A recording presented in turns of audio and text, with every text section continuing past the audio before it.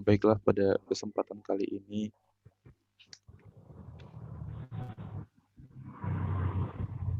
kita akan mulai sedikit interview kepada narasumber. Sebelumnya untuk narasumber bisa memperkenalkan diri.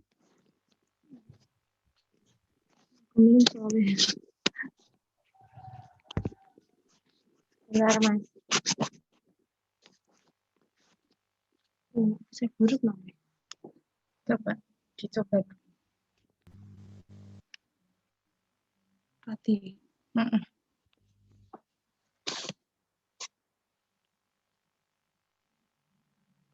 Maaf ya, ini kamera error. Saya mulai memperkenalkan diri saja dulu. Nama saya Debbie Laura Sari, saya dari PT Sudibyo Timbul Sukses yang bergerak di bidang properti. Jabatan saya saat ini di PT Sudibyo Timbul Sukses sebagai komisaris. Oke, baik, Pak. Selanjutnya mungkin bisa mulai kita tanyakan beberapa pertanyaan yang bisa dilanjutkan oleh teman saya, Luki Hananto. Persilakan. Ya, terima kasih Mas Pausen atas waktu dan tempatnya. Ya, untuk pertanyaannya, yang pertama adalah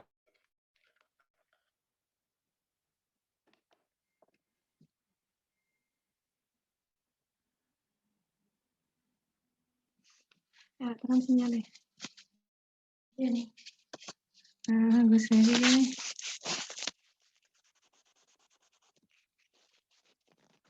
Mandek ya. Hilang. Rading. oke, yang pertama pertanyaannya. Halo.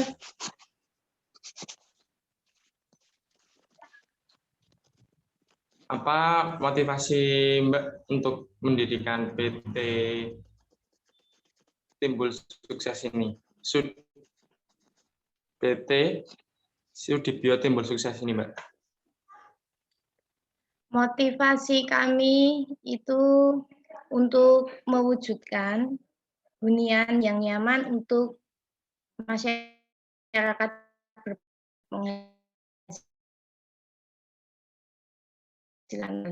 yang bergerak bidang perumahan studi kebanyakan. Oke, siap, Mbak. Untuk yang kedua,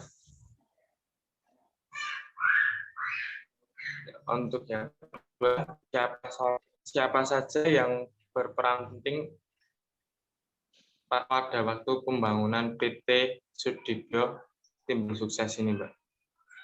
Untuk yang berperan penting tentu saja yang pertama Balut kami Pak Timbul Suryanto, Ibu Timbul, sama tentu saja jajaran-jajaran yang terkait, terutama admin dan marketingnya. Siap.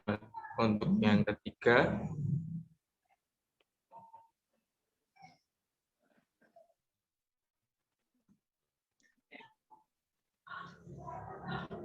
sejak kapan PT Sudibyo Timbul Sukses ini didirikan?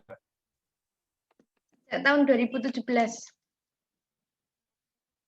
Oke, siap. Thank you, Mbak. Yang keempat, di mana kita bisa mengakses informasi tentang PT Sudibyo Timbul Sukses? Mungkin media sosial atau websitenya? Website kami ada di www.sudibyotimbulsukses.com, itu bisa diakses lewat situ. Nanti untuk media lainnya itu sudah tertera di website kami. Oke, siap. Untuk yang kelima, mengapa tim PT Sudibyo Timbul Sukses memilih jalan bisnis ini, Mbak, dalam bidang properti? Karena dulu ketika kami itu berdiri bisnis properti yang seperti kami jalankan ini, perumahan subsidi itu belum ada saingannya masih sedikit, dan itu mereka tidak bergerak seaktif kami. Nggak seperti saat ini. Kalau seperti saat ini kan saingannya lebih banyak. Kalau dulu ketika kami berdiri itu malah belum ada. Yang 1, 2 itu, dan itu pun nggak berjalan. Dan baru kami yang bisa berjalan seperti ini. Gitu. Berarti sekarang, berarti zaman dulu kencang-kencang banget ya Mbak ya? Penjualan rumah subsidi. Iya. Oke. Karena Siap, untuk Mbak. penyalur rumah subsidi itu yang paling banyak menyalurkan di Gunung Kidul, DI itu sukses. Siap. Oke, kita lanjut Mbak. Pertanyaan yang ke-6. Ke-6 adalah bagaimana strategi PT Sudibyo Timbul Sukses untuk tetap bertahan dalam kondisi seperti saat ini, Mbak? Strateginya itu tentu saja dengan mengadakan promo-promo menarik untuk pembeli, supaya pembeli itu walaupun dalam keadaan pandemi seperti ini tetap mau beli rumah. Mengadakannya promo. Jadi mengadakan promo itu ya, Mbak? Ya? Oke, siap.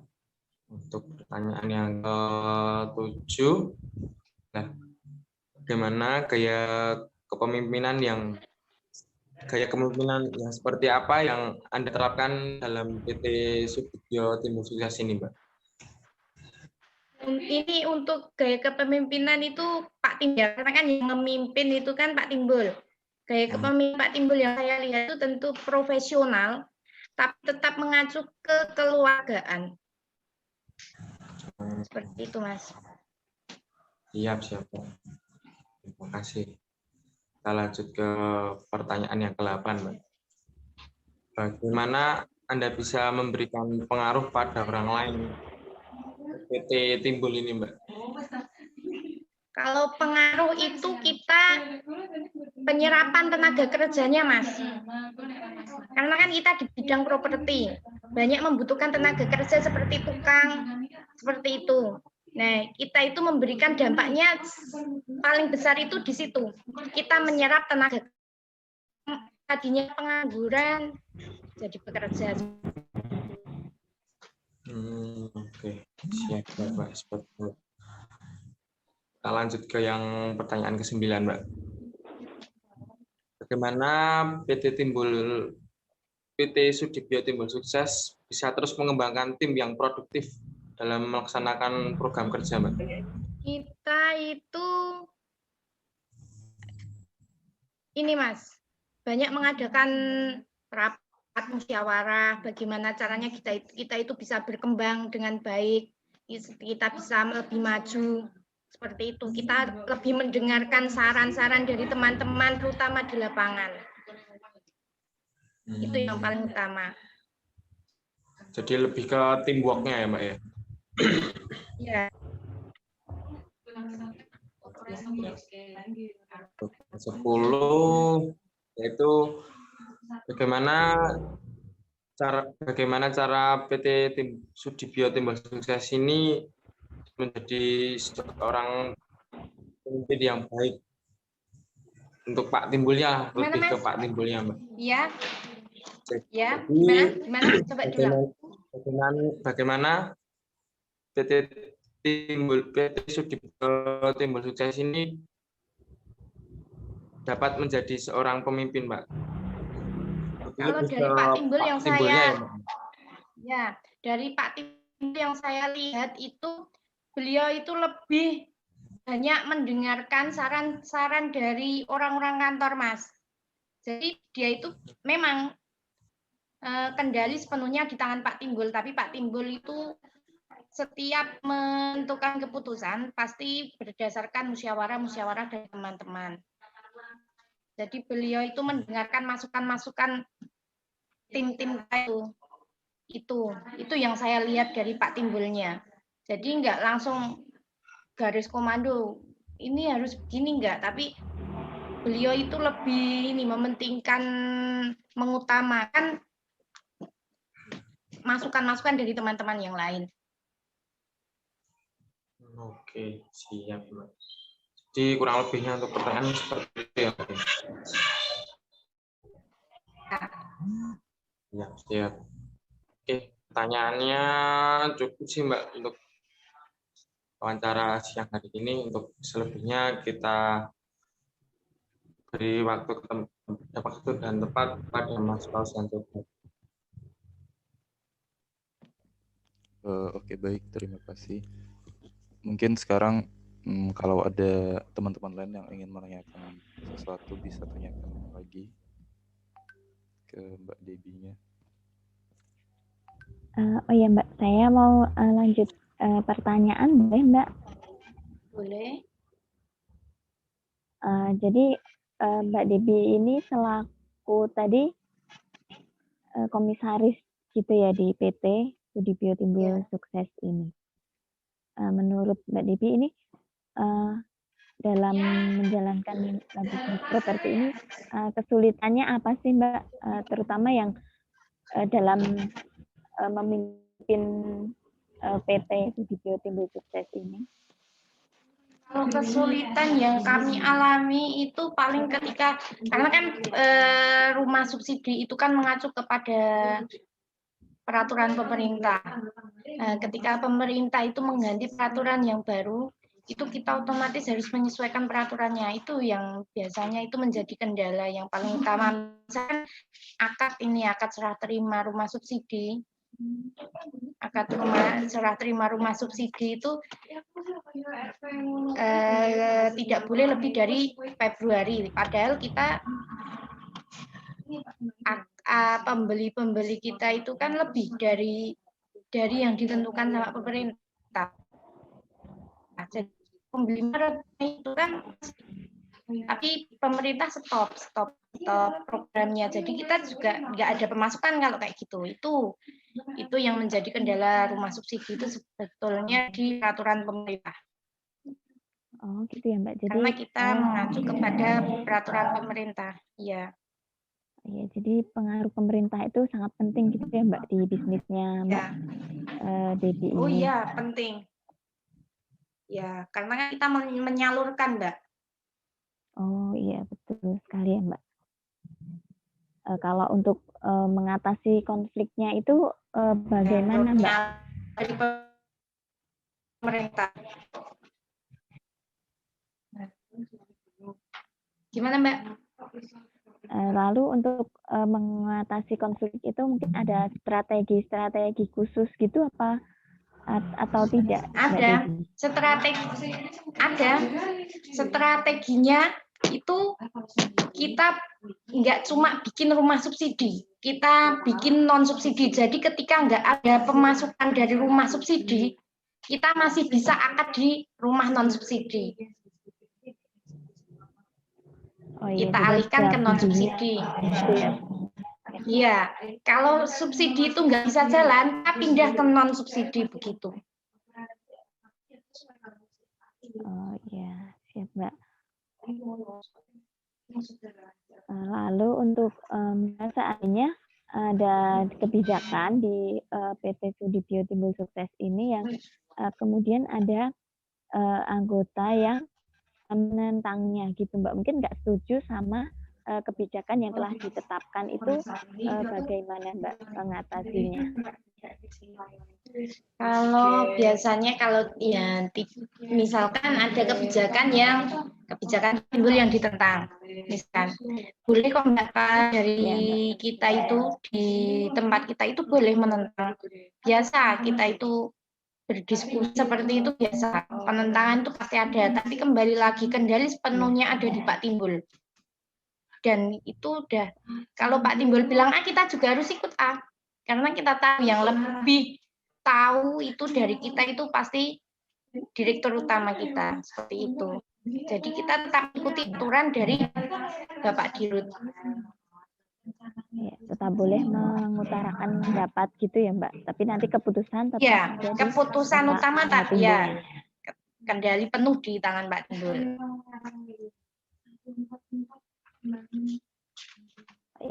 Lalu yang ini menjadi tantangan yang untuk menjadi pemimpin besar seperti Bapak Timbul ini, menurut Mbak Debbie apa Mbak? Kompetitornya Mbak, pesaingnya, pesaing, ya. Pesaing itu yang menjadikan kita lebih maju, lebih berkembang itu malah pesaingnya. Kalau tidak ada pesaing kita, tentu kita cuma stuck di situ aja. Nggak ada inovasi, nggak ada. Tapi kalau ada pesaing kan kita terus ada inovasi. Iya, iya. Oke, baik Pak. Untuk yang ini pertanyaan terakhir dari saya, kepribadian Bapak Timbul itu yang mencerminkan kemampuan memimpin itu seperti apa Mbak? Menurut Mbak Debbie aja. Gimana Mbak? Maaf, kurang jelas. Oh iya, kepribadiannya itu yang membuat Timbul ini bisa menjadi seorang pemimpin yang sukses. Mungkin kalau disiplin atau kepribadiannya Bapak itu yang jelas, Bapak itu tegas, berani mengambil resiko apa yang sudah dia lakukan. Itu Bapak. Ciri khas Bapak itu seperti itu. Kalau dia bilang terus siap menerima resiko yang itu akan jalan, itu betul menyiapkan strateginya. Jadi Bapak itu tahu resikonya itu yang mau dia seperti apa tuh tahu. Jadi kepribadian itu juga menjadi faktor penting ya Mbak, menjadi seorang pemimpin.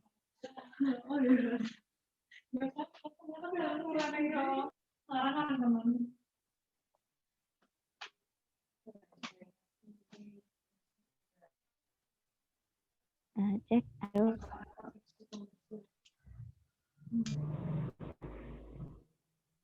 Cek, halo. Apakah? Ya, halo Mbak Ana. Halo. Dengar suaranya. Oh iya. Kayak ini tadi ada gangguan di Zoom saya. Jadi kepribadian itu penting ya Mbak untuk menjadi seorang pemimpin yang besar. Penting Mbak.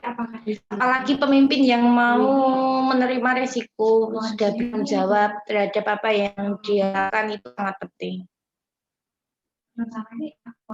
Iya, betul. Oh ya, terima kasih nih Mbak Debbie atas waktunya sudah meluangkan untuk membantu kita memberikan informasi tentang PT Timbul Sukses ini. Ya, sama-sama Mbak. Usahanya semakin maju dan ketika ada kami, maaf, kasih yang ya, semoga bermanfaat apa yang sudah saya sampaikan untuk teman-teman semua.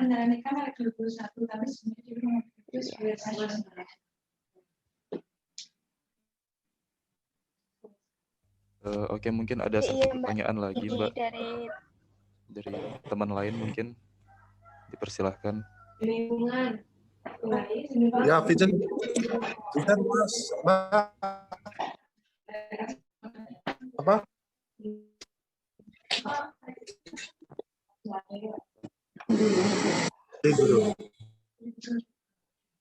Tapi bisa tanya satu lagi ya, Mbak? Bisa.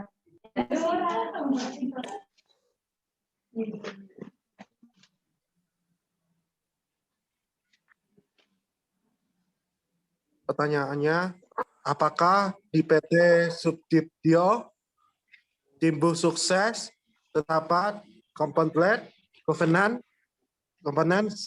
yang mengatur tentang konflik manajemen antar karyawan atau antara atasan bawahan? Mana Mas, coba diulang kok punya saya nggak jelas ini. Coba diulang. Apakah di PT Subdivio Timbul Sukses terdapat komponen yang mengatur tentang konflik manajemen antar karyawan atau antara atasan atau bawahan? Enggak ada, tidak ada. Kita ini kok mengacu ke kekeluargaan. Enggak ada, Nggak ada ya? enggak ada. Enggak ada aturan khususnya Mas untuk atasan dan bawahan. Kita lebih kekeluargaan. Di PT Pak Timbul ini memang beda Mas, kita tetap mengacunya ke kekeluargaan. Kalau ada masalah ya diselesaikan dengan kekeluargaan seperti itu. Oh gitu ya Mbak. Iya, Terima kasih ya. Mas. Baik, Mbak Debi, terima kasih dengan waktunya. Sangat informasi sekali. Semoga sukses selalu. Dan untuk mengakhiri sesi wawancara kali ini, saya ucapkan Assalamualaikum warahmatullahi wabarakatuh. Waalaikumsalam warahmatullahi wabarakatuh. Terima kasih.